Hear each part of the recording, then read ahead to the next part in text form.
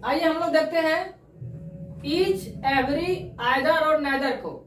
इसको आइदर या इधर भी पढ़ते हैं, इसको नाइदर या निदर भी पढ़ते हैं। अमेरिकन इंग्लिश में और ब्रिटिश इंग्लिश में इसको अलग अलग तरीके से पढ़ते हैं। ईच का मतलब क्या होता है? प्रत्येक, हर एक, दो या दो से ज्यादा व्यक्ति वस्तु के लिए।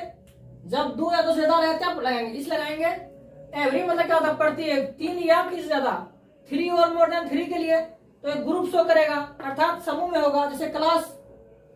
आइदर मतलब क्या होता है? दो में से कोई एक। और नाइदर मतलब क्या होता है? दो में से कोई एक भी नहीं। आइदर क्या हो गया? दो कलम है और दो में से एक क्या है? लाल है। नाइदर क्या है? दो में से कोई भी नहीं है। मेरे पास दो कलम है और दोनों में से कोई भी ब्लैक नहीं है, मतलब दो में से दोनों पेन मेरा ब्लैक नहीं है। समझ गए? ईच, एवरी, आइदर और नाइदर। हर का मतलब क्या हो रहा है? ये सारे वर्ड क्या है? मेरा सिंगुलर है।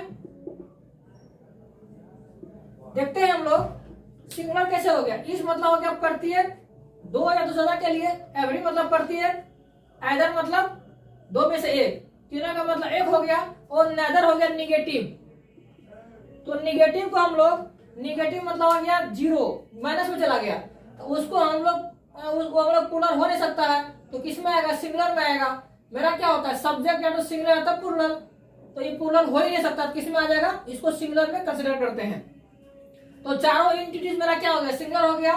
तो सिंगुलर नाउन, सिंगुलर वर्ब। आगे देखते हैं। अब मेरा क्या होता है कि ईच मेरा क्या है? प्रोनाउन भी है और एडजेक्टिव भी है। एवरी मेरा क्या है? केवल एडजेक्टिव है। आइदर मेरा क्या है? प्रोनाउन एडजेक्टिव दोनों है। नाइदर क्या है? प्रोनाउन एडजेक्टिव दोनों है। अर्थात ईच, आइदर और नाइदर ये तीनों क्या है? मेरा प्रोनाउन भी है और एडजेक्टिव भी है। और एवरी मेरा केवल और केवल एडजेक्टिव है। अब देखते हैं हम लोग, हमने क्या बताया था? जब आर्टिकल बता रहे थे तो क्या बताया? डिटर्मिनर्स अपने बाद क्या लेता है? नाउन लेता है। उसी तरह से एडजेक्टिव अपने बाद क्या लेता है? नाउन लेता है। और प्रोनाउन क्या होता है? नाउन के स्थान पे आता है और हमारा सब्जेक्ट की तरह बिहेव करेगा। नाउन क्या होता था? सब्जेक्ट होता था। अब देखते हैं कि जब ये चारों words each, every, either, neither मेरा सेंटेंस शुरू करे, जब सब्जेक्ट बन करके आए, तो देखते हैं क्या होता है। तो मेरा क्या हो जाएगा? तब इसके बाद हम लोग देंगे सिंगुलर नाउन, सिंगुलर वर्ब। अब यहाँ देखते हैं, एग्जाम्पल समझ लेंगे। Each dash a pen. Each मेरा क्या है? ये सिंगुलर है। और जब इसके बाद जब नाउन नहीं आएगा, यहाँ पे वर्ब का प्रयोग करना है, तो ये मेरा क्या हो जाएगा? प्रोनाउन हो जाएगा। यहाँ पे ईच जो है मेरा सेंटेंस शुरू कर रहा है और नाउन के स्थान पर है। प्रोनाउन क्या होता है? नाउन की जगह पर आता है और नाउन की तरह ही एक्ट करता है, तो क्या हो जाएगा? प्रोनाउन हो जाएगा। डैश ए पेन, हैज की हैव सिंगुलर है तो मेरा सिंगुलर वर्ब लगेगा। तो हैव मेरा प्लूरल वर्ब है। कैसे है? क्योंकि हैज मेरा एस एंडिंग वर्ब है, सिंगुलर है, तो हम लोग किसका प्रयोग करेंगे? हैज का। Each boy dash a pen, has की हैव। ईच मेरा क्या हो गया? यहाँ पे हो गया एडजेक्टिव और ये प्लस ये बॉय क्या हो गया? नाउन। अब हम लोग क्या देंगे? सिंगुलर है तो वर्ब क्या देंगे? सिंगुलर। हैज की हैव, तो हैज मेरा सिंगुलर वर्ब है। एस एंडिंग वाले वर्ब क्या होते हैं? सिंगुलर। एवरी पर ध्यान दीजिएगा। एवरी मेरा क्या है? केवल और केवल एडजेक्टिव है। यहाँ पे कैसे प्रयोग हो रहा है? एवरी के बाद मेरा वर्ब डालने के लिए बोल रहे हैं। ये मेरा प्रोनाउन हो जाएगा, तो एवरी प्रोनाउन के तरफ एक्ट नहीं करेगा। यहाँ पे कुछ भी डालना गलत हो जाएगा। एवरी प्रोनाउन नहीं होता है, क्या होता है? एडजेक्टिव। यहाँ देखते हैं एवरी बॉय, एवरी मेरा यहाँ एडजेक्टिव हो गया। इसके बाद नाउन आ गया और इसके बाद वाच की वर्ब, तो हम देंगे एस एंडिंग वाले वर्ब, सिंगुलर वर्ब डालेंगे, प्लूरल वर्ब नहीं डालेंगे। Every boy was absent. समझ गए ना? एवरी हमेशा सेंटेंस में एडजेक्टिव की तरह आएगा और अपने बाद नाउन लेगा। यहाँ पे हम लोग प्रोनाउन की तरह डाल दिए थे सब्जेक्ट के रूप में, तो गलत हो गया। आइदर पेन ईच की आर, तो यहाँ पे दो में से एक पेन की बात हो रहा है। जैसे मेरे पास दो पेन है और दो में से एक पेन क्या है? लाल है, तो क्या बोलेंगे? Either pen is red. अंत हम एक की बात करते हैं, तो आइदर पेन इज की आर सिंगुलर वर्ब, एसेंडिंग वाले वर्ब। Either pen is red. आगे देखते हैं, क्या देखते हैं? Is, every, either, neither, none. ये सब मेरा क्या होते हैं? सिंगुलर के अंतर्गत आते हैं, क्योंकि एक का भाव देते हैं या नहीं तो एक भी नहीं का भाव देते हैं।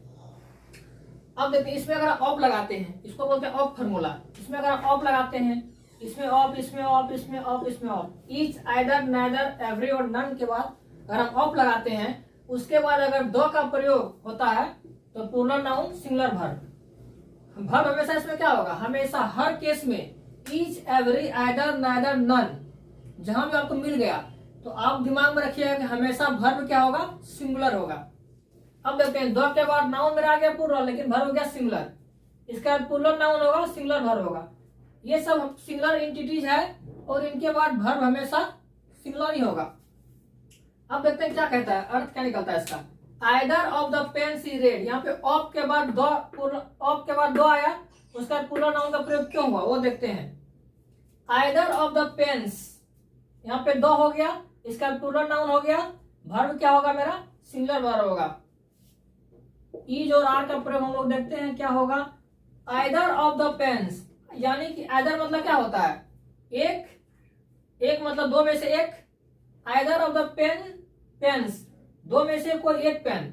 यहाँ देखिए मेरे पास दो पेन है मेरे पास, दो में से एक पेन क्या है, रेड है।